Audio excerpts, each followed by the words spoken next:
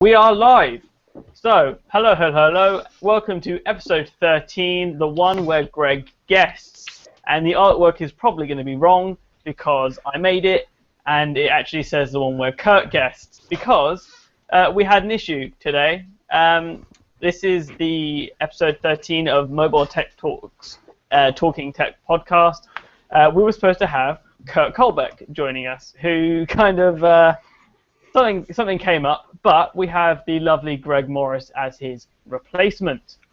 Joining me, as always, is Chris, and Mark couldn't be here, unfortunately. So I think we should just... Actually, no, first off, I want Greg to introduce himself, because you know who we are, so... Well, I'm hoping people should know who, well, I guess they might not do. I am I suppose I should give myself a fancy title, so am I like the editor-in-chief or whatever that people like to call themselves of blogs? I run EuroTech which is kind of the same as Mobile Tech Talk, but we didn't copy the name, honestly, I promise. You're already a lot more diverse with what's it called? The devices you guys use. There actually isn't a single one of us at MTT that uses an iPhone. So.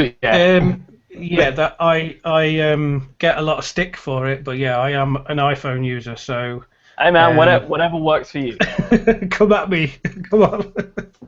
No, I was very much in camp Android for a long time. It's just an iPhone fits in better for me now. So a bit of diversity in your podcast won't do you any harm. Not at all. Speaking of the iPhone, that actually moves quite nicely into perfect segue. Yeah, it's not a segue once you announce it as a segue, but we'll go for it. So, do either of you know what Error 53 is in regards to iPhones? Yeah, only because I read the news. I had no idea up until probably a week ago what it was. No. Okay, what about you, Chris? I've not got the foggiest. I don't deal with iPhones. The last Apple device I dealt with was that iPad Air 2. Okay, it was okay. So the Error 53 in like layman's terms basically is when you replace the screen of your iPhone and you keep I believe it's when you keep your Touch ID, the same Touch ID module, you don't change it, and then you try and restore a backup, it will error out and essentially brick the phone because there is I think iFixit did a teardown video showing how to fix this. There is the data cable that attaches to the Touch ID cable. It runs along the back of the old display panel. When that cable is changed, it freaks the fuck out, and it's like this is not the same part. Yeah, basically the Touch ID does like a kind of digital handshake, if you will, to a certain partition on the iPhone, which basically ensures that it's a secure enclave, to use the posh term. That basically ensures that nobody's interfered with the Touch ID sensor or anything in between to ensure security. So an Error 53 is kind of iPhone's way of saying, stop, there's something wrong here. See, I understand it. It's when you're dealing with things such as biometrics, which once they're out, and they're tied to banking, to all kinds of things. To me, it's kind of okay. You've changed it. Wipe all known fingerprints and make him start again. Don't brick the device. Make it because again, it's all encrypted anyway. Throw that out into the ether with no key available. That's it. That would be the logical thing to do.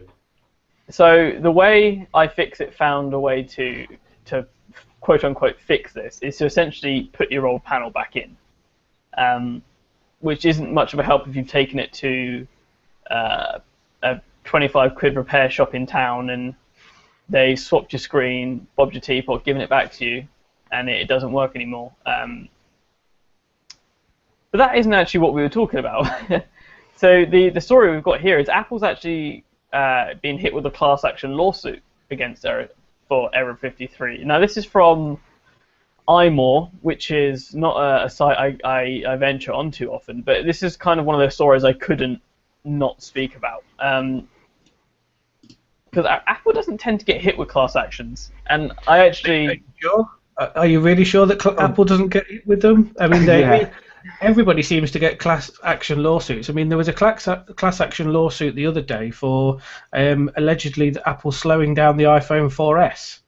I mean, class action lawsuits that go through and are actually worth something.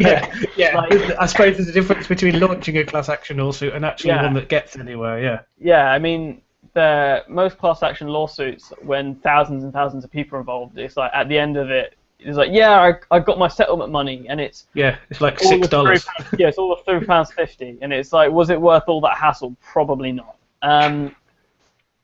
It's just,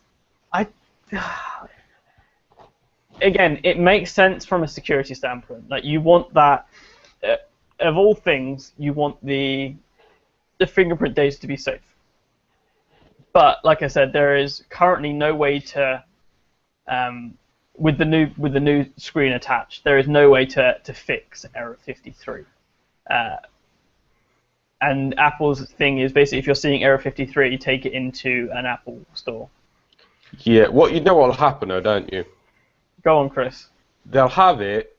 Apple will find a way around it that will stop error 53. But they'll refuse to tell people how to stop it, and they'll just make you take your iPhones into an Apple store and charge over the earth for it. I mean, again, I see why they want to do it in store. Again, I see it from the whole security standpoint. I'm not bashing them for trying to do something like this. I totally see why. Oh, I see why, but you just know what's going to happen. I'm just not a fan of the way it's their resolution is. No, kind of I don't know whether this was the intention of Apple to do it this way. I mean, from their response, they immediately it was almost like a knee-jerk response for them to come out and kind of say, we're aware of it. And I don't know whether this was the first time they'd maybe implemented it into an update. I don't really know. But, yeah, it's completely over the top. It's like, well, I always liken it to if you fit an alarm onto your house and then change the front door lock. It's like them saying, nope, you can't use your house anymore. Do you know what I mean? No, you're right. It is. You can see completely where they're coming from because, the device should have been wiped, all the data removed from it, and there's a big warning box that kind of says, look, your Touch ID sensor has been changed. Are you okay to continue? If you do continue, you accept that the Touch ID isn't going to work properly and you're not going to be able to use any associated services. Yeah. But to brick the device is just bizarre. I mean, do you all remember what happened when, I think it was iOS 8.0.1 came out and just bricked the radio part of everyone's iPhone for a little bit? Touch ID stopped working. It couldn't authenticate. It shows how tightly interwoven Touch ID is with the iPhone. It's just so backwards. I don't want to get too caught up on this because again, it's everything on this list we could speak about for like an hour. So I mean, the first three ones are Apple things, so we might as well just move on to the second one, which I realised what I've kind of gotten really snarky as I've written this rundown. So I was like, it's like, do you like January 1st, 1970? Well, your iPhone sure as hell doesn't. Speaking about bricking iPhones, brick all the things. Brick all the things, and because people are fucking arseholes, people have been going into Apple stores and setting devices to January 1st, 1970. So none of the displays. Surprise. It's just like when people, went into. Is it? No, really? No. Like people did it when they found out iPhones bend. They went into the Apple stores and started bending iPhones. But it's not even a new thing. It's like years and years ago when iPods were new, people would go in and they'd snap the charging cables. Like, you put enough pressure on a 30-pin connector, it's going to snap. Wow, that's news. People are the worst. To be fair, though, would you do something like that? No. No. Well, I mean, there is slight issues with obviously it being essentially, well, it does brick the device, which is unrecoverable. I suppose in theory, if you wanted to man-in-the-middle attack, you could set up and convince the iPhone you were a time server and change the date back to. No one's going to do it by accident, are they? Because you have to scroll all the way back to 1970. So it's an intentional thing. But I suppose there is the potential there for more nefarious people to brick your device through no fault of your own. But it's hardly going to happen to anybody that's at least part aware, is it? And no, and it's only newer iPhones. I think it only affects Yeah, it's only the 64-bit. 64-bit stuff. Yeah. Yeah, it's just a Unix bug. I mean, we're going to have the same thing in 2023, aren't we? So more than likely. And John Titor needs to come back from the future to get his computer. If you follow the internet memes of old, but yeah, it's everybody just attaches onto these things and then goes into Apple stores because I guess they're an easy target because everything's out there.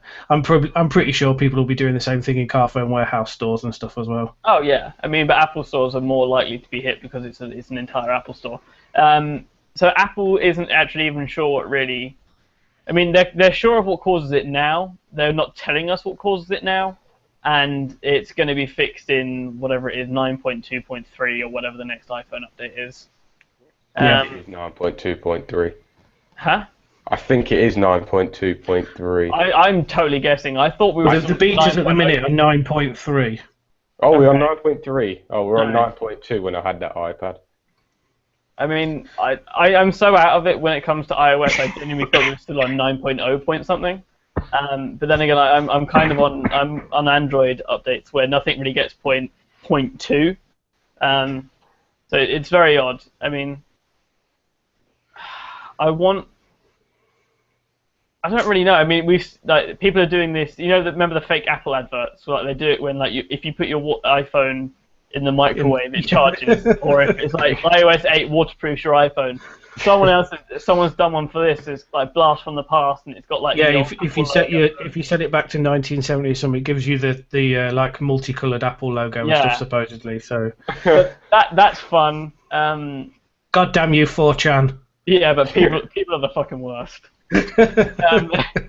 Straight up. People are the. Who found that bug? Honestly, who found that? What the hell were you doing with your iPhone? Massive Unix learn. That's it. That's all it is. A massive Unix. I wonder if this were, and there is actually videos on YouTube of going, right, this is what you don't do, and then bricking their device. Yeah, and then they're like, oh, wait, this was actually my device. Oh, you mean like sticking the Note 4 the Note 5. The Note 5 heading backwards? Yeah. Don't do pretty this, much. but we're going to do it anyway. The amount of people I know that did that, like, just out of sheer curiosity, and like, yeah, I shouldn't have done that. I saw it and I was like, who would do that? That's clearly... why I'm kind of happy the Note 5 never came to the UK, so I know so many people that would have done that. Yeah, because they have actually fixed it now quietly. Yeah, the way they fixed it is actually is really good. There is no way you're going to break that unless you're intentionally trying to break that now. Which we would never put it past end users, to be fair. Oh yeah, no. If you're trying to break something, you can break anything. It's like the Kia Ceera devices with the sapphire screens. Like, if you're trying to break that, you will break that. But that's like saying if you pour thermite on something, you're gonna break it. Like, like no shit. Like, good job. So one of the last Apple stuff I really want to speak about is the 2015 MacBook was one of, I think, if not the first laptop to use USB-C. Apple gave a 29 watt, I think it's 25 to 29 watt charger with a USB Type-C to Type-C cable. Apple is now recalling those cables, not because of any actual like danger issues, but they're just like, well, they're failing. So here you go. But because this is kind of funny, there is no actual serial number on the cable, so you have to use the serial number of the MacBook to know essentially what it is. And if you bought it between a certain time, you get a new cable. That's kind of clever in the way that they're doing it through the actual device. No, it's not. That's really shitty. They've now decided that, like, oh wait a sec, we should probably have cables. We should probably have serial numbers on the cables. Yeah, the new ones have actually got serial numbers on. Yeah. Yeah, but for the fact that that's the way they're having to do it. Yeah. It's not the worst thing I think I've ever heard. No, it's probably the smartest it's not the workaround. best. It's probably the smartest workaround they could have done, but it's definitely a workaround. But if we think about it, as we were saying before we started recording, of all the USB-C things we've seen in the news at the moment, Apple recalling a cable because it's just not working properly is the most tame. It's not frying devices. It's not electrocuting people. It's not like literally going up in flames and doing tequila shots. It's just not working properly. Yeah, at least set something on fire, Apple. Come on. Yeah. I mean, they're already doing that with their duck head chargers, whatever they're fucking called. Weren't they doing that with lightning chargers when they first came out? Weren't they? Some of them catching a light. I have no idea. Not sure. I'm very happy that Apple has decided to adopt USB-C so much. I'm sad that they're not going to put it in any iDevice anytime soon. And they won't come out and say it, but like, how long do we have 30-pin for? A decade? Roughly? When did the 5 come out? 2012, 2013? 2013. I'll have a look. I think. It might have been 2012. iPhone. I think it was 2012. Yeah, it was. Yeah, 2012. no, because the 4 was 2010, the 4S was 2011 when Steve died. Yeah, it was 2012. Yeah. Yeah. So and the iPod came out in 2001. So yeah, so about a decade-ish. We had 30-pin for. We've had Lightning for coming up to 4 years. Lightning's not going away anytime soon. It's terrible. Definitely not. Don't get me wrong. No, Lightning is good for bidirectionality, and they thought it out well. No, micro USB is not good for that. I hated that Lightning cable because it felt so cheap. Yes, the Lightning cable, the official Apple Lightning cables feel cheap, and the fact that they feel very loose to me. They don't feel as if they lock in. Whereas a mic flip, Greg, as a person who uses an iPhone daily, how do you feel about Lightning? I much prefer Lightning over any USB standard up until now, although I had a 950 XL from Microsoft to review. Terrible phone, but I love the USB-C. Yeah. It's actually nice and big, and not having to worry about the way that you put it round, then fantastic. I mean, as Chris alluded to, I have a reversible micro USB cable here, and it's actually and Chris has got one as well, and they are absolutely great. They're stock like they're expensive. They are expensive. I'm doing some digging at the moment because I think some hidden patents on micro USB have expired, which is why about everyone and their mother is making a reversible micro USB cable at the moment. Here we go. But yeah, essentially it makes the Chris, say something and it's going to move to you. Yeah, there we go. And it's too close to the mic. Don't worry about it. Basically, it makes micro USB hexagonal. So instead of the bottom corners, it just chops them off so you can plug it in either way. It's got teeth on both sides, so it clips in really tight. Hang on. Chris is trying to do a demonstration, but it's not working. Yeah, see, if you can see the little logo just there, and then take it. Ow, fucking hell, it's stiff. And then so many jokes. Around, and I'm pretty sure that's what she said there, definitely. Yeah. You have no idea. You have no idea how many of these jokes have to hold back on this thing. We're terrible for them. Yeah. So I've never really liked Lightning's implementation. I like what Lightning stands for. The bidirectionality is great. Like, everything should be bidirectional. I like the fact it carries data and audio and video, and like USB-C does. I don't like the way it locks in. It feels like it's going to drop out. I'm torn on the way Lightning is physically made, where the connectors are on the outside and the inside of the female Lightning connector literally has nothing. It's probably safer than the way micro USB does it, whereas the little... How would you call micro USB? Would it be like hermaphroditic, where it's got both? Whatever. Like, just something I never thought I'd say on a tech podcast. Moving swiftly along. But yeah, the fact that there's the authentication chip, which makes it hard to clone Lightning cables, or it did at the beginning, made it hard to clone Lightning cables. The fact the official cables are so expensive yet feel so cheap. Even some of the third-party ones feel cheap. There are many things that could be done better. But yeah, I'm glad Apple's doing the smart thing here and replacing faulty cables. And that is it for the Apple stuff. Yeah, definitely, yeah. No, sorry, what were you about to say? No, I was going to agree completely. Yeah. moving on. This one's going to be kind of quick. The last couple of weeks we've spoken about the Honor Holly 2 Plus. The name is still terrible. They're still from a company we love, except it's actually going up for sale in India today for the equivalent of £85 or $125. Are you surprised it's hitting India? No, it's only hitting India as far as I know. None of my from Honor are speaking to me about it because I ragged on the original Holly so much, like quite deservedly. Greg, did you ever get a chance to play with the Holly? I didn't know. It's only something in the previous year or so that I've been sort of, I suppose interested isn't the right word, but involved in. One of the guys that's on at MobileTechTalk, James, he's really into his Chinese tech, so he's usually the guy that guides us through most things, Honor and Huawei and Xiaomi and however else you pronounce all the other Chinese brands, to be honest. Xiaomi. It's definitely something that I've want to check out when the guys are up at March of the Droids and things like that. Yeah, I mean, again, as far as we know, it's only going to India, but it's really nice. 5-inch 720p IPS screen, quad-core MediaTek. I think it's like the 6735P. It's like quad-core 1.4 gigahertz Cortex A53, 2 gigs of RAM. 4,000 milliamp hour battery. I'm going to say that battery though. Yeah, 4,000 milliamp hour battery on a 720p screen, and this price.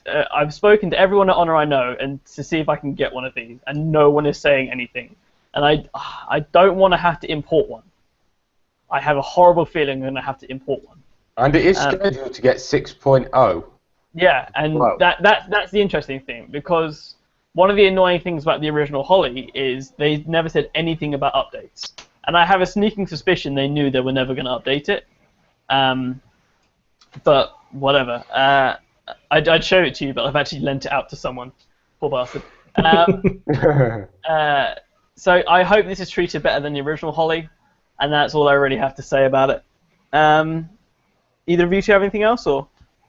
No, I never saw the first Holly, and so I actually never heard of it. So it was the odd one out in the Honor lineup. So we had the Honor 6, which was really nice, and then we had the Honor 6 Plus, and then we had like the 4X, then the Holly. The 4X and the Holly were kind of similar in the fact that they were both plastic, but it didn't feel like. I'm trying to think of a nice way to put this. It feels like very much of a white label product where they went to China, found the phone, and said that one. Yeah. So that's what I really want to say to it, because I don't really want to sever any more ties with a company that I actually really like.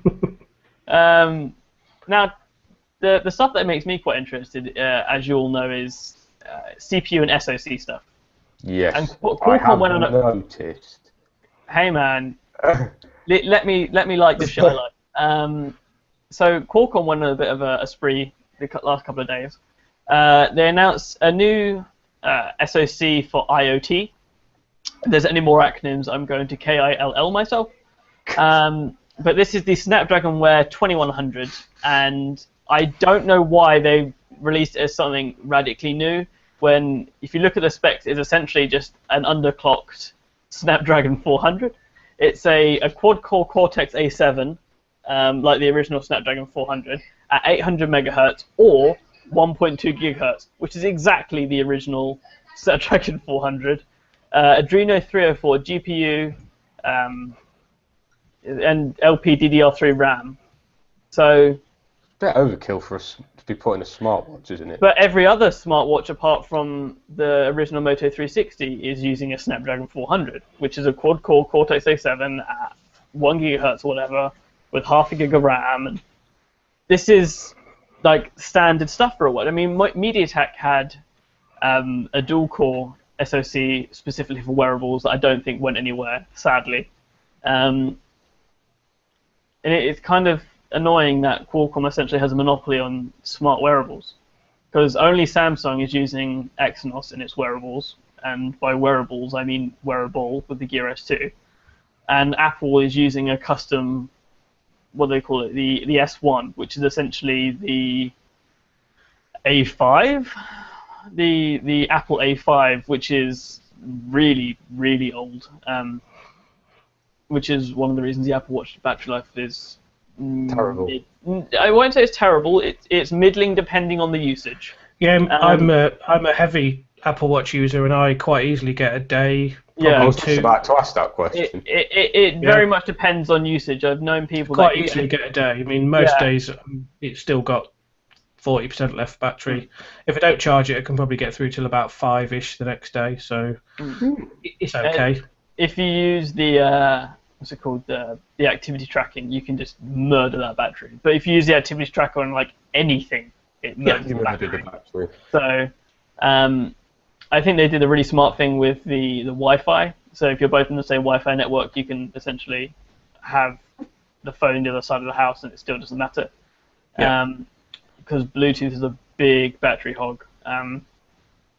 Oh, and this has an LTE modem, by the way. This Snapdragon Wear. Yeah, I thought it was quite interesting. I mean, they came out with the Wear 2 2100, but they said that they were gonna, this Snapdragon Wear brand was gonna be like their wearables chips going forward. So I'm presuming it's not just wearables; it's IoT, which is so I'm presuming there'll be a whole line of various price points of stuff. But I mean, it is essentially a Snapdragon 400, but I think they said it uses about 30% less power and takes up about 25% less space. So and that's the interesting stuff. The original Snapdragon 400 didn't consume all that much power anyway. Shaving 35% off is not an easy feat, especially as far as I know, it's still on 28 nanometers. I don't. The bulk of stuff.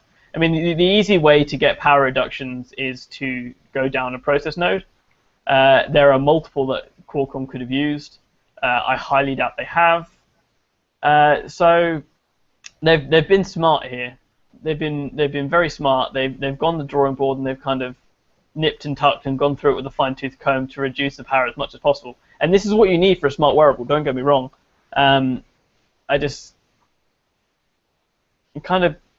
This is more powerful. This SoC here is more powerful than what Microsoft put in the Lumia 650. Let that sink in.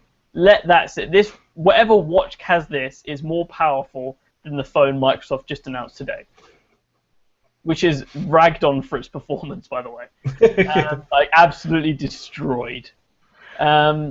I guess like you say, it's probably well over the top for a wearable, but it might not be purely wearables that they're looking at. I guess it's going to be in all sorts of stuff. We'll all have smart everything, won't we? I mean, I've just got a smart doorbell. That thing is the shit. I saw that photo you put in Slack just before we came on. Is it a Ring? Is it a Ring video doorbell? No, it's a Doorbird. It's from a German company, and it's essentially the same thing. It connects to the internet, has a camera, motion detector, night vision ring. But the night vision is like a violet-y purple. Yeah, it was a bit odd. Someone I live with didn't realise I could remotely access it, and they went like this up against the lens. Yeah, I saw the picture. Saying because it's a 180-degree like fisheye lens, it's like you see her nose and then the face is kind of distorted, and it's great. Kind of creepy. It's going in the review. That photo is definitely going in the review. It was kind of creepy just to open Slack, and that was the first thing that I saw. Yeah, I mean, I wish it had a battery. It's mains powered, and that was a real pain. But yeah, no, the smart IoT stuff the stuff needs to get more efficient. It needs to get safer a lot of the time. Which is one of the reasons that Apple with HomeKit and Google with Weave or Brillo, I can't remember which one is which. There is certain encryption protocols that have to be in place to get the certification, which is good. You don't want anyone being able to snoop your Wi-Fi network, find your password through your fucking Philips Hue light bulbs. And moving on to the next of the Qualcomm stuff is the 625, 425, and the 435. And I'm not just doing bingo here. These are yet more SoCs from Qualcomm. The 425, I believe, is a quad-core Cortex A53 at 1.4 gigahertz. It replaces the 410 and the 412, which is what's in the Moto G line. The 435 is an octa-core It's an octa-core A53 with, it doesn't say what GPU, does it? Adreno 505, there we go. So yeah, it's still got a single channel LPDDR3 memory bus, which is but it's clocked higher, so it's got over 6 gigabits per second of bandwidth. That is interesting. The interesting thing for me is the improved GPU.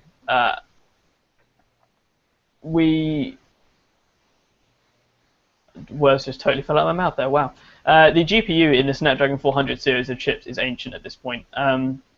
There's a reason the Moto Gs have stayed 720p, just because the Adreno 300 series GPUs isn't really powerful enough for many things over that at this point. Honestly, I'd say the Adreno 400 chips that were in the 600 also aren't capable. But speaking of 600 series chips, the 625.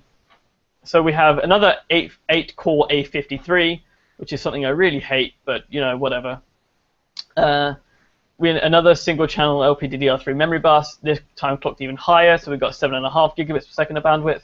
Now we've got an even higher-end GPU, the 506. This finally allows for 4K recording on a 600 series phone. Oh, and like HEVC decode, which is important. It stops the 625 series phones being the stuttery mess. They all have different varies of LTE capabilities. So the 425 has the X6, the 435 has the X8, and the 625 has the X9. So basically, Qualcomm is just refreshing most things in its lineup at the moment. Either that or they're just really bored. Something isn't right. Oh, also, sorry, the most interesting part, I don't know how I forgot this. The most interesting part for me, the 425 and the 435 are still on 28 nanometers. That sucks. The 625 is on 14 nanometer LPP, which is what the 820 is going to be produced on. That is super interesting because the higher end 600 chips, the 650 and the 652, are not on 14. They're still on 28. And they are more powerful than the 625. So again, Qualcomm is like super high right now. But yeah, I mean, Qualcomm comes out with new chips. Wow, that's not new. Qualcomm comes out with a new chip for wearables. That's not really that new. And the next thing, Qualcomm comes out with the new LTE modem. Not all that new, strangely enough. The Snapdragon X16 modem is Qualcomm trying to bring gigabit to LTE to mobile. Nothing is gigabit LTE. Nothing is going to be gigabit LTE for a long time. I don't think even South Korea has whatever category this is what, Cat 13? Cat 16, there you go. No, I think Korea are on Cat 9 or Cat 8. I think Korea are on Cat 8 or Cat 9. Okay. So yeah, the X16 modem is category 16 LTE. Like nothing, even some of the most technologically advanced countries in the world do not have category 16 LTE. And by the time they roll out category 16 LTE, whatever uses the X16 modem is going to be so out of date you don't want to fucking use that phone. Who needs 1 gigabit LTE though? Ugh. The battery's going to die before you get... Precisely. But I can't see anyone who would need 1 gigabit LTE. If you need 1 gigabit LTE, what the hell are you doing on your phone? That's a lot of porn.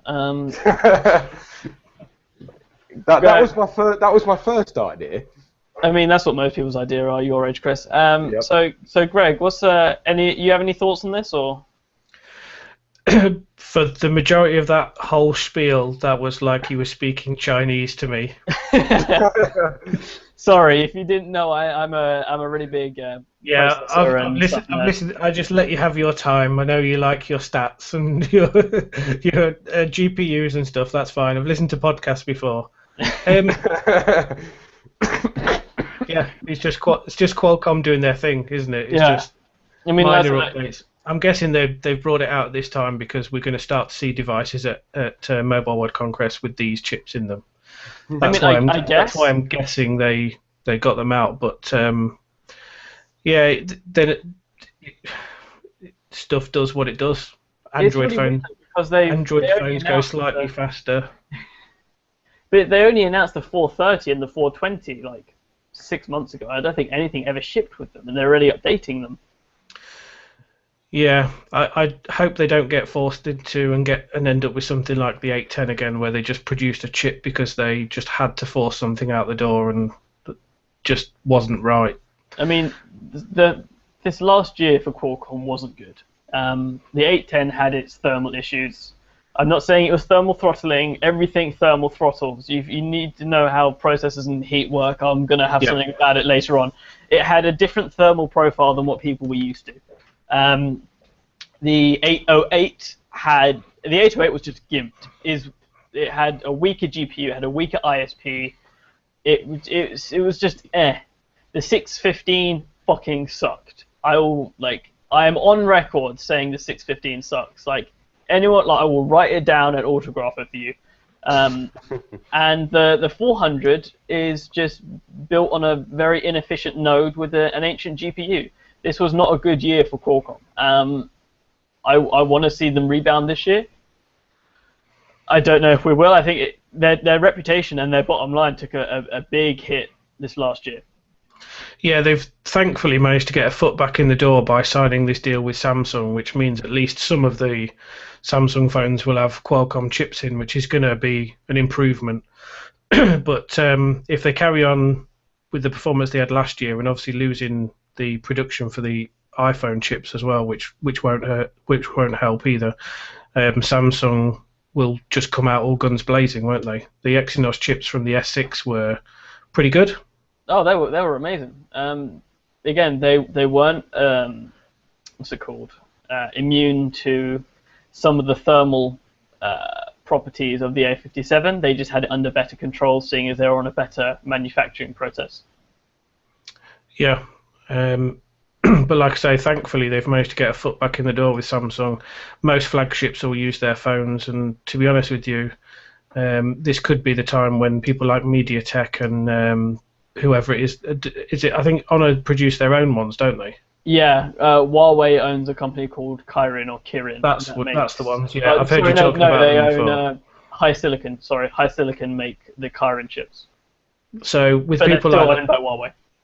Yeah, so with people like that, and I suppose Intel's trying to put some money behind it, it might be the time that Qualcomm finally gets a bit of competition to the market and produces some better chips. Let's hope so. I mean, Qualcomm in mobile, to me, is like Intel in desktop. Yeah. Apart from the fact there are people that are able to take a stand in mobile. The reason so many people use Qualcomm is because of brand loyalty, not because everything else is shit. But in the desktop, a lot of the reasons people use Intel over AMD is because Intel stuff is legitimately better for a lot of things because they have multiple advantages. That's something I really can't get into today. I will literally be here for like a week, and I've actually got an interview with someone coming up all about processors, GPUs, and manufacturing. So, speaking of Samsung, Qualcomm, and everything, the S7 is probably going to come in these colors, and these being titanium silver, black, and gold. And unlike last year, it's an actual black, not just a really dark blue. I'm going to say that midnight blue that came on the Edge Plus that I had. At first I thought that was a black. Yeah, no, it was a super. So I actually looked at it like close up and read the box. It was midnight blue. Don't get me wrong, they were super nice, and it was nice, but yeah. I hope these aren't the only colours we see it in. Yeah, because shockingly enough, no white, which surprises me. I don't like white phones. No, but Samsung do. Yeah, I don't think. Yeah, Samsung do. I don't like them because I'd be surprised if we don't see a white one. The colour to buy is definitely the titanium silver because that colour is nice. Yeah, I like the black though. But it's only on the Edge though. Apparently the titanium. Yeah, and I hope they don't do what they did this year just gone and do colours exclusively for the Edge. So do you remember they did like the emerald green and like those are beautiful. Yeah, but I don't know about you guys, but I've never seen one in a retail shop or anything. No, the only person I No, know I with never one did. is Nirav from Android Authority. He's got like the topaz blue one. Right. Yep. It looks beautiful. Why would you have an S6 Edge though? I can understand the Edge Plus because it's got the extra room for the curve. I've seen That the. wow factor. I don't see. I saw the S6 Edge in a while. I know someone who's got one, and I asked him why did he get that and not the regular S6. He went, it was cheaper. It was the only reason he had it because it was cheaper, and he did say yes, it's cheaper, but the curves. He had said he got used to them in the same way I did with the S6 Edge Plus. But You probably forgot about them after a few days. yeah, but I just thought it looked horrible. I mean, everyone has their own opinion. I mean, I quite like the Edge, but then again, I am never buying a Samsung device until they get rid of physical buttons. So, That physical button is now part of the home button. oh, no shit. I mean, like physical home button, fingerprint scanner, and capacitive buttons. I want them to go on you screen. want you want the on screen. You Yeah. you want it like the A9. I straight up no. I don't want them to use a fucking front-facing fingerprint scanner at all. Oh God, that was. I'm very much. I fight with people on Twitter about this. So do you want it like on the Honor devices round the back? Yeah, like dude, like the bigger the phone, it makes sense to hold like the way you hold a phone. You have to have a finger on the back for anchor anyway, unless you're like have huge hands and can hold it down here without any repercussions. You're probably going to have a finger on the back somewhere as an anchor. If you can put a fingerprint on the back, like put it there, and they're all the ones on the back I've seen apart from the LG V10 are ones where you just have to touch them. You don't have to wake them up. Like that's good. Yeah, that's what I did. That's what I noticed. I had that option on the A9. You could touch it to wake it up, or you could touch it, and it would act as a home button. Yeah. Which was really bloody annoying because you'd be on your phone and all of a sudden you just. Yeah, because it's not an actual button. It's just a capacitive sensor. It's just a like a little hollow. Yeah. Is the best way to describe it. It's a little cutout, and you just easily just catch it with the tip of your thumb and you're back at home. Hint why I disabled that. I mean, I'm pretty sure I can guess Greg's opinion on this thing. He's an iPhone user, but Greg, where do you stand on this opinion about buttons and fingerprint scanners? I hate physical buttons with a passion, same as you. What about I'm a right. button? I'm right. If I could get rid of the home button on the iPhone, I would do, but I'd sacrifice that for a decent fingerprint sensor because, well, just nobody should be producing a phone without a fingerprint sensor of some sort. But I would much rather have it round the back, same as both the Nexuses. They were a pleasure to use because literally by the time you've got it out your pocket, your finger rests there anyway. Exactly. So by the time you've taken your phone out of the pocket, it's unlocked and you're ready to go. I'm having on record that someone else agreed with me. I'm having this sit on loop. But put it this way, Greg. If there was no home button on the iPhone, and the screen was reduced, like the bezels were reduced, if you could force touch on the bezel to go home, or 3D, whatever. Definitely. Would you prefer that than a physical button? Yeah, absolutely. Nobody likes physical buttons. And then have the Touch ID and the Apple at the back. Yeah. That's the perfect phone. Thank you very much. You're very welcome. Make mock-up renders all you want. Do you know what? Speaking of like perfect phones or dream phones, for a lot of people that is the Note. One of many rumours is it's actually coming to the UK this year, and we're not getting the Edge Plus model. But also, the Note 6 is supposed to have 6 gigabytes of RAM. 6! Like my computer has 8 gigabytes. My laptop has 4 gigabytes.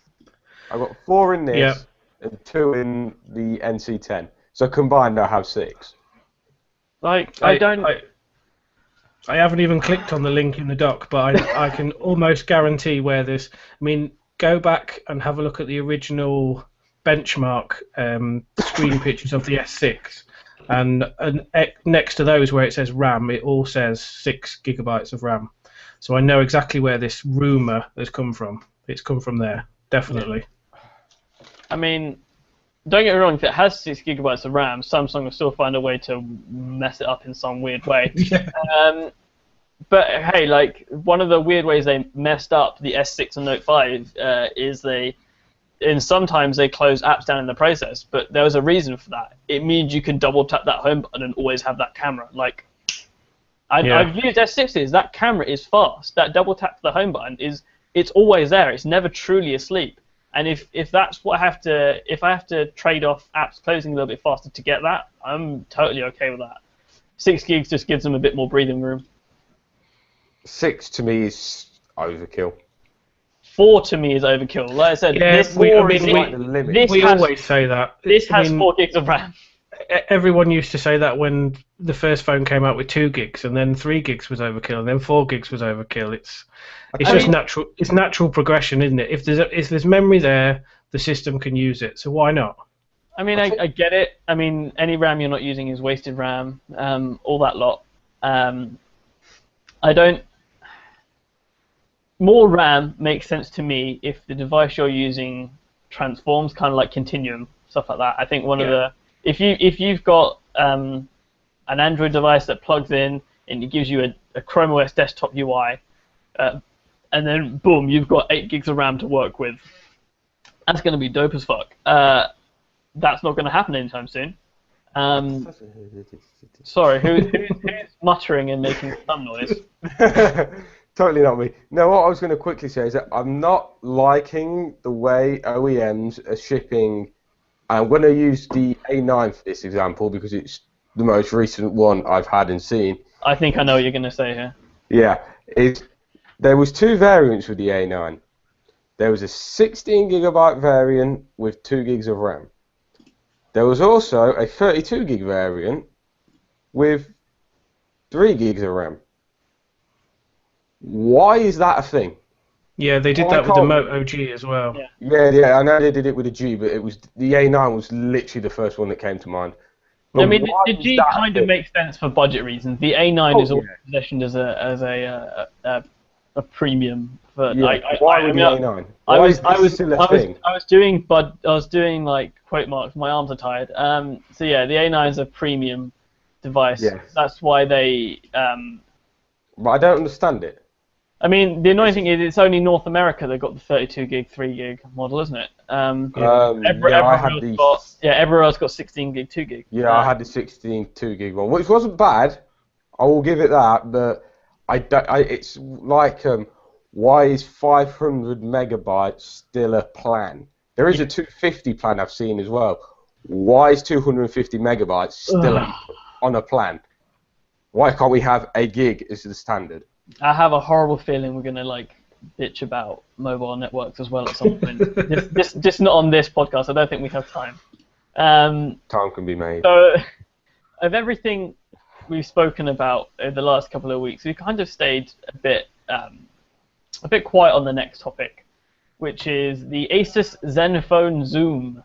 Now, the reason we've stayed quiet on this is because the Zenfone Zoom was announced before any of us actually started working for MobileTechTalk. Was it? Yes, it was. CES last year was when it was the first announced. Oh yeah, actually, I think I. And they just kind of said it's coming, it's coming, and they just never gave a date. And then it was supposed to come out, I think, fourth quarter, and then it just didn't. And now they showed it again at this CES, and now it's finally out. And it's a slightly faster Zenfone Zoom with for lack of a better word, it's a periscope lens.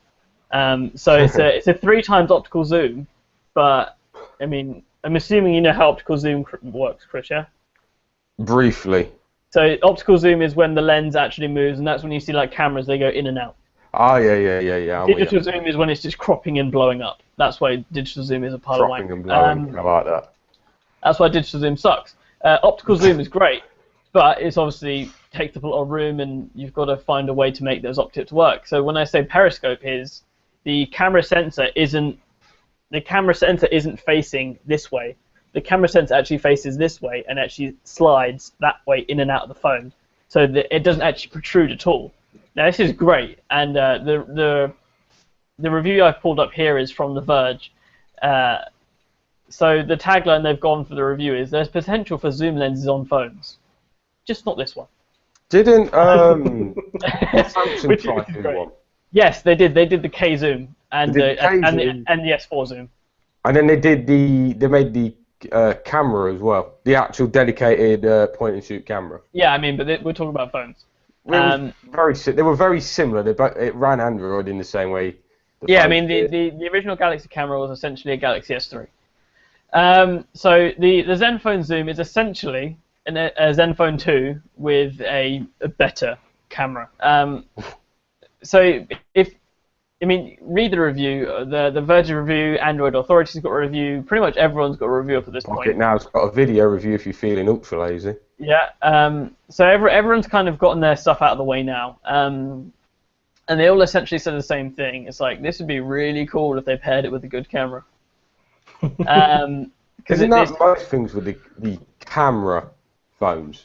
I mean, it's not really, I mean, yes and no. It didn't help when they chose a 13-megapixel Panasonic sensor to start with, did it, really? Is it the Panasonic one? I thought they were using the IMX214. Well, it says inside there's a 13-megapixel Panasonic sensor. Oh, then I'll take that then. Oh, yes, you're right. And it's strange. It's got a really high aperture.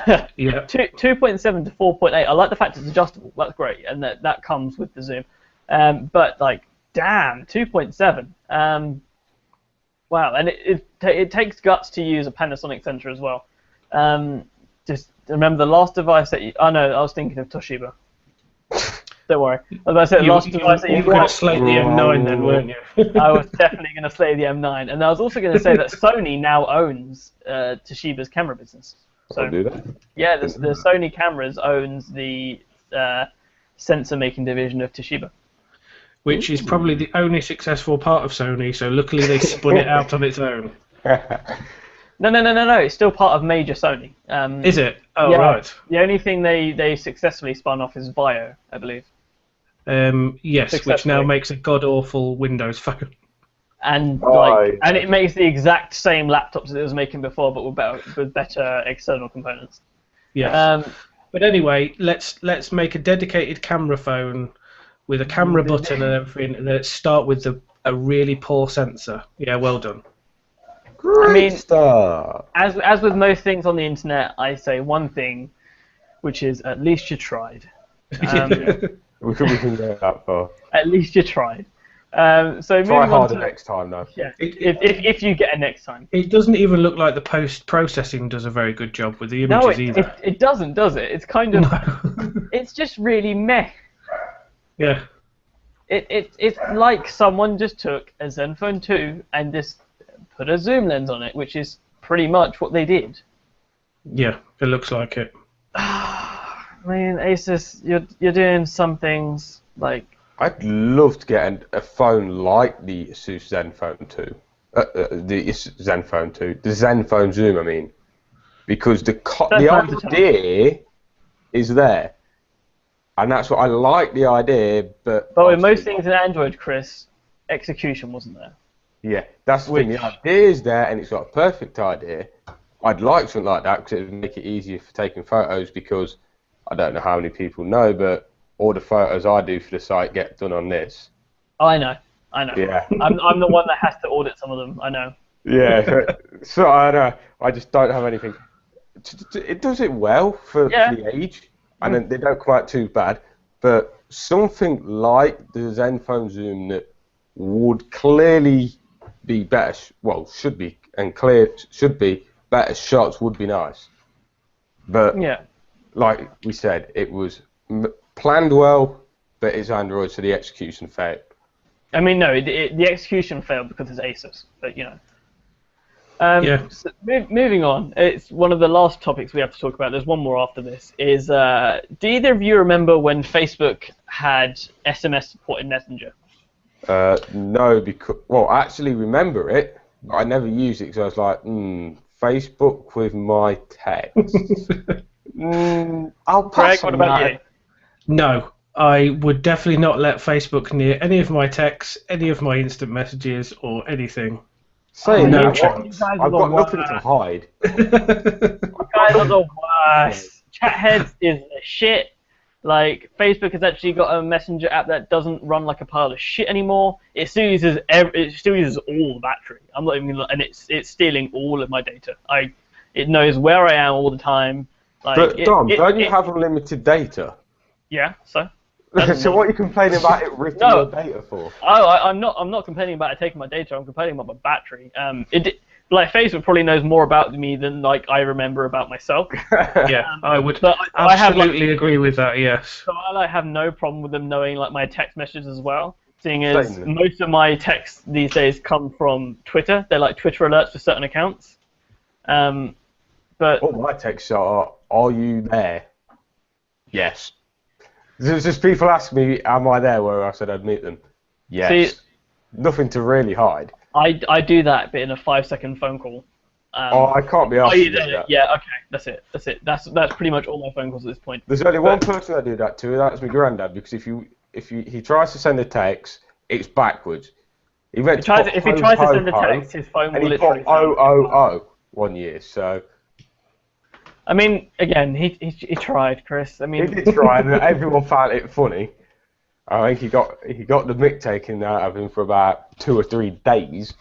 He saw the funny side of it, but it was not ho-ho, it was oh-oh. He was laughing on the inside. So the reason I bring this up is because there are rumors that Facebook is bringing it back, just as there are rumors of Google dropping it from Hangouts. So I use Hangouts as my main SMS app. I also use Hangouts a lot as a messenger app. So it made sense. So much. But before I used Hangouts, I used Facebook Messenger.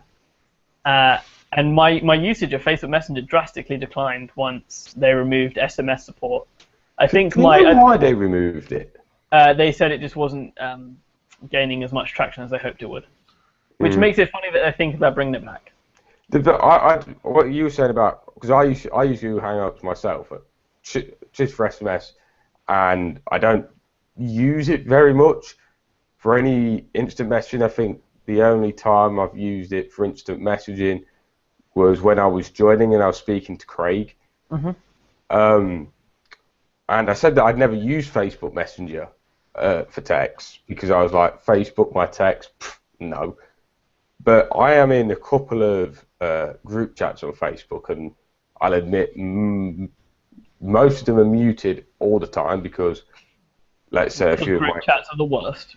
Yeah, let's say my college mates are unanimously the worst thing in the world. Oh yeah, it's useful at times, but all the other times it's a downright pain in the arse. Especially when you got people talking at midnight, 1, 2, 3 in the morning, and you're trying to sleep, and all you're getting is ping, ping, ping, ping, ping, ping.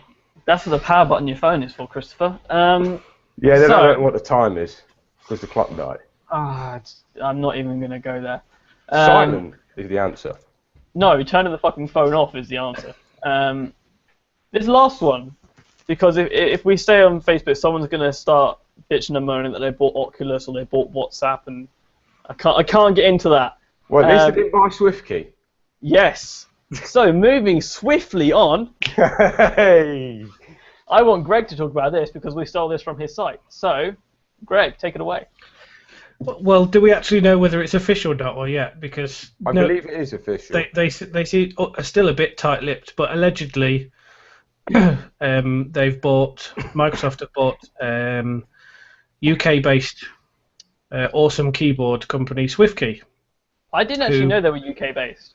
Yes, they are. Yeah, and all the stories have come out about the founder of SwiftKey selling his shares in the company for a bike a few years ago. So he's now extremely. Yeah. Wow. He didn't think the company were going to go anywhere, left and sold all of his shares for a bike. Yeah. But anyway, yes. Oh wow. Shit a brick, wow. So, yeah, they've acquired SwiftKey only a matter of weeks before they announced that they were bringing their own Microsoft keyboard to iOS and Android. So that would be interesting, I suppose. Is it coming to Android? I heard it was only iOS. Yes, yeah, it's coming to Android as well. Awesome. So they've said how much did they pay for SwiftKey? allegedly $250 million. Wow, that's a lot less than I thought it would be. Yeah, that's like, how many Instagrams is that? A quarter. How many Kindle Fire tablets is that? It's a lot. Of them. A lot of them. Everything should be worked out on how many percentage of Instagrams it is, because Put it this way, if my math is right, it's 1/64th of the WhatsApp purchase. yeah, awesome. It's not just the keyboard they're after; they're getting probably the best AI word prediction. I think that's what they're going for it for. I think that I don't, in all honesty, think they're probably interested in the keyboard or the themes or the technology behind it. I think they're after the back end, the servers, the AI. The technology behind it is quite interesting because it is quite deeply linked into the AI. I don't personally use SwiftKey. I did for a little bit. I'm a Google keyboard man, but I know a lot of people that live and swear by SwiftKey, and on Android at least, they say it's a pile of shit on iOS. It is shit on iOS. Yeah, it is. Yeah. I had it on the iPad. I just went. But that's more Apple's fault than SwiftKey. I was about to say, as far as I know, that is the case with every alternative keyboard on iOS. It just wasn't. The whole thing wasn't implemented well at all. Actually, I personally think they're going to rescind on that very soon and just say like no third-party keyboards again. Yeah, possibly. But yeah, 250 million is not a lot. There's a question though for you. Is it going to get the Skype treatment or the Sunrise calendar treatment? Yeah, because me and Chris have spoken about this before. So Sunrise is where they bought it, kind of shut it down and integrated it in, and Skype is when they bought it, and a decade or so later it's still running separately. I think they're going to Skype it. See, I would. Go on, Reggie, first. Speaking from experience, I'm genuinely sad about this. For those guys that don't know, I work quite closely with disabled technology inclusion, and SwiftKey. I did not know that. Wow. No, I did not know that either. Not only itself, SwiftKey's worked very, very closely with quite a few organisations that I work with as well, to produce not only sort of verbal technology for. You'll have heard about their work with Stephen Hawking. Yeah, but they've worked with quite a lot of wheelchair companies to produce verbal communication, but they also produce a non-verbal keyboard for Android, which helps quite a lot with people on the autism spectrum. It kind of splits the communication up into sort of pictures and learns the daily sort of routines, which is extremely important with people on the spectrum. I did not know that. So you can, when they want to communicate, it kind of knows from the time of day and the rate at which the communication is done, it kind of surfaces what it thinks is going to be the right communication, and they just press on the pictures, even if it's something as simple as like I want a drink. It breaks it down. Amazing. It breaks it down into pictures, and if something like that and the company SwiftKey disappears, I'm genuinely going to be very, very sad. So you think they're going to Sunrise it? I can't see them keeping it as a Microsoft company. So you don't think it's going to be SwiftKey by Microsoft? They're just going to work it into the Microsoft keyboard? Yeah, I can see that they're only after the AI behind it to produce more garage stuff, and obviously roll the AI into other things. But I sincerely have my fingers crossed that it stays around, because the company SwiftKey are an awesome bunch of people that, like I say, produce things in their spare time to genuinely help people's lives. Oh, wow. See, I was thinking it was going to get the Sunrise treatment. But now knowing that the way that it has been used would make me think they're going to give it the Skype treatment. I hope so. Because I really do hope so. Sunrise, and since they turned around and said, yeah, we're not doing it anymore, you've got to come to Outlook to use it, I turned around and started using a calendar called... is it Today Calendar? Something like that. I don't know. I use Google Calendar. I used to use Google Calendar, but there was an app I discovered called... Today Calendar sounds familiar, so it probably... Yeah, promo codes. It was an app I found called Promo Codes.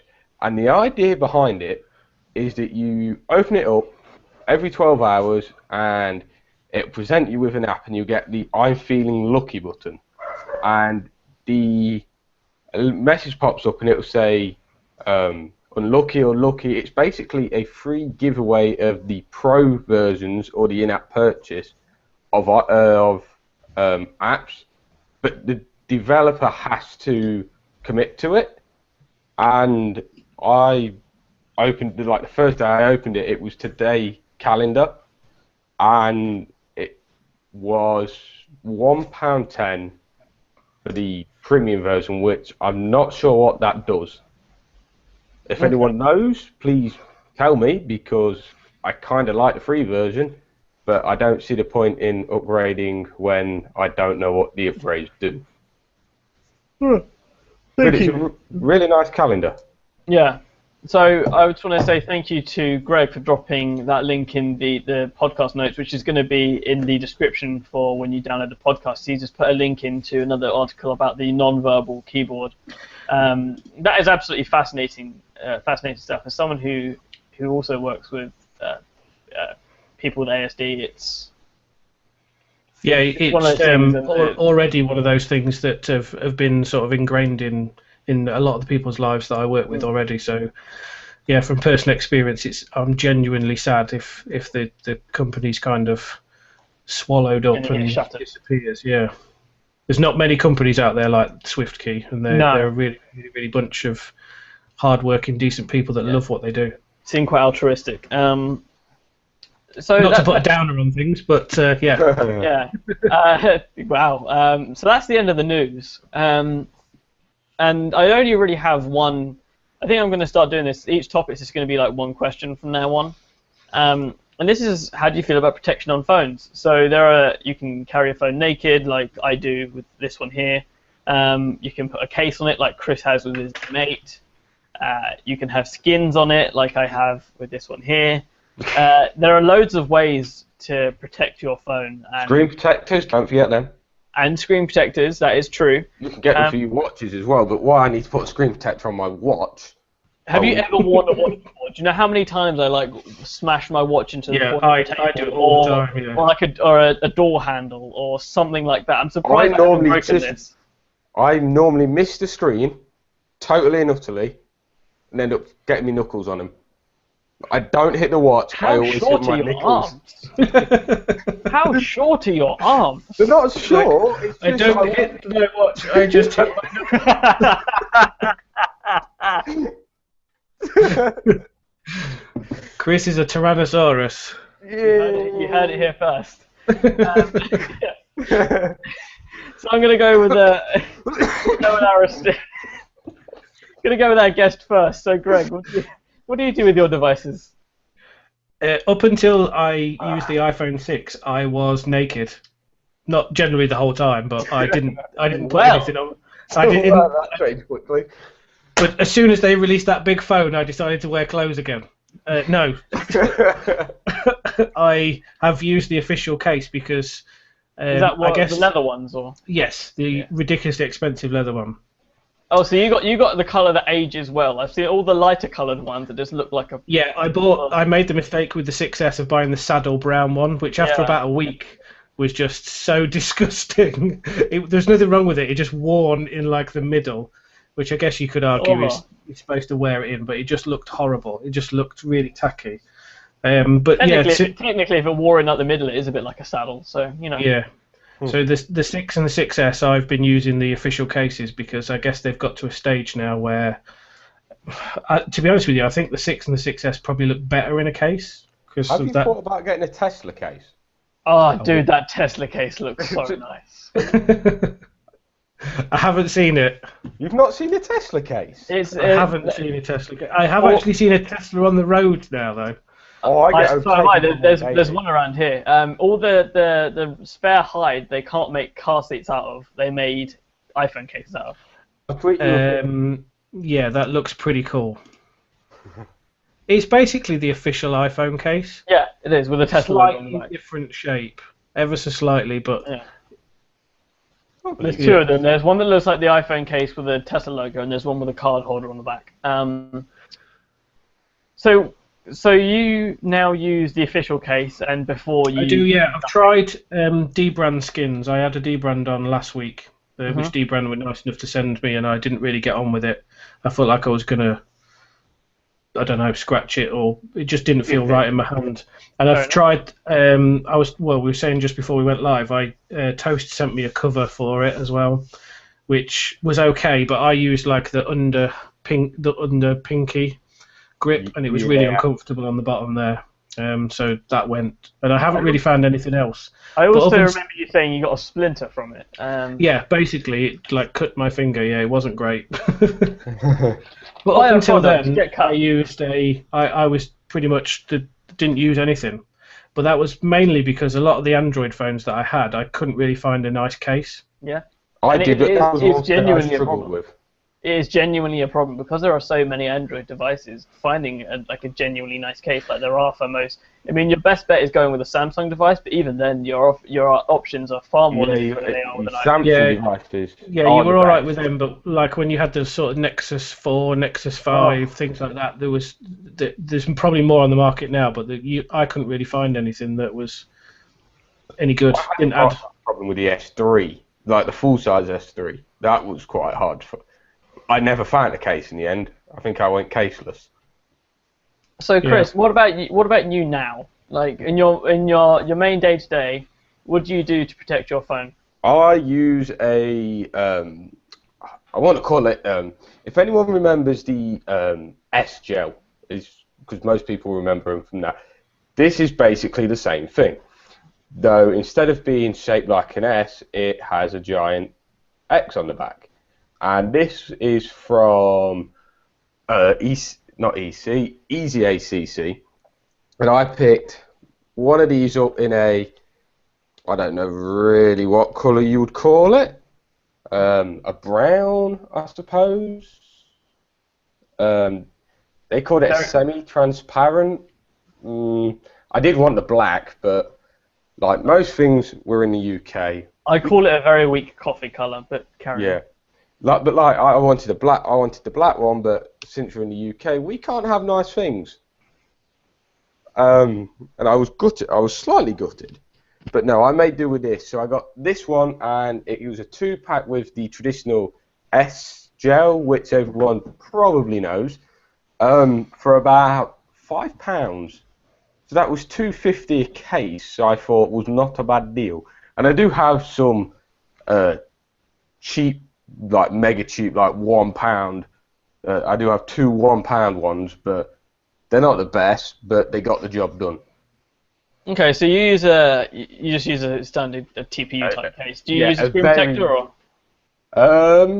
This normally I have used just a standard plasticky film screen protector, but when I got this, it had a glass screen protector on it, and I would be lying if I said I didn't like it, because I absolutely fucking love this thing. The main reason is, I don't know if anyone's ever used a glass screen protector, but they stick out that little bit more. And with the M8 dual front firing speakers for gaming, it meant you could keep your thumbs on the speakers, which I know a bit of an odd thing, but most of the games I was playing I didn't like the sound. But it had a little clear ridge between the speakers and the screen, which I found super nice, especially when you were driving away on racing games. If that's how you drive, never go on the road. Wow, never. I don't drive, I ride. Jesus Christ, stay off of the road. So I am kind of the odd one out here. I almost exclusively go naked. Most certainly. But that's only in recent memory, because since I've been doing the journalism technology thing more involved, I haven't stayed on a phone really long enough to invest lots of money into them. So again, I've got a first generation Moto G here. As you can see, it's got the pink back on it, but I've got, because it's so bright in here, you can't see it, but it's the bamboo D-brand skin. It's white, awesome. Really. It's white. Where to Christ, Chris? Know it. It's white and pink. Yeah, and I've got a glass screen protector on the front. This glass screen protector is from a company called Extreme Guard. and they do Spartan glass screen protectors. They're like $35 each. That's not the cheapest thing in the world. I bought these when they had a 95% off sale. Yeah, you would want to buy them. They go on sale so often that I just drop like 15, 20 quid at a time whenever they go on sale. Yeah, but how much did it cost you to ship over? Not all that much. Oh, really? A couple of quid. Probably between 5 and 10 quid. So Not too bad, then. And before I was using the Moto G, I was using the Nexus 4, which has my first D brand skin on it, and it's the carbon fiber skin. It's still on there. Like, when did the Nexus 4 come out? 2012. So yeah, so coming up to 4 years later, that original skin is still on there. That's one thing I did comment on the S6 Edge Plus, is the straight up glass back. If that was my personal phone, I'd have to either case it, which would be a shame because the curved edges would be really weird on one of these style of cases. But I'd almost certainly have to skin it, because the time I had it, at first I was like, ooh, glass. But the more you use it, the more you kind of forget it's a glass back. But if it was me, I'd have to stick shrink on the back, probably a skin, just to make it a little less slippy. I don't know if that's something you had with the Nexus 4 done, although that is the exact reason I got it, because if you put the Nexus 4 down on any flat surface, it would Harry Houdini itself halfway across the room.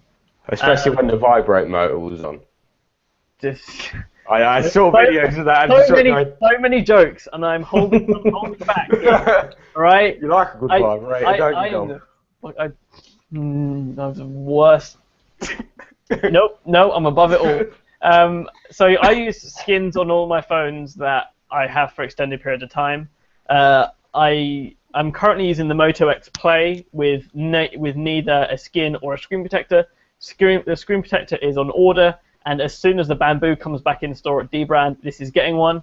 I have a 3rd generation Moto G on charge down here with a screen protector on it, but it doesn't have a skin on it. That is getting a skin soon, because Motorola gave me a yellow Moto G. I like that yellow, I'm not going to lie. I do not. Why is it so that. bright in here? Oh my Christ. I'd rock that. Like, you can't, no, this just looks white. You can just round the... It looks like a highlighter to me. I like it. I'd rock that. So, that's getting a skin on it as well. I'm not a big fan of cases, Is it going to be a bamboo skin by any chance? No, I think I'm actually going for mahogany on the Moto G. I like the wooden skins. I like wood. Again, it's not just D brand that makes skins. There's Slick Wraps. There is Skinomi is another one that make skins. Skinomi aren't as well known, but they seem to cover more devices. Like I have an Alcatel Idol 3 here. What's it called? Slick Wraps has a skin for the Idol 3, but only the big one. Skinomi, I believe, have skins for the smaller Idol 3, which I'm probably going to buy as well. So I prefer skins, if you hadn't guessed. Especially wood ones. Especially wooden ones. Wood skins. That's what she said. Yeah.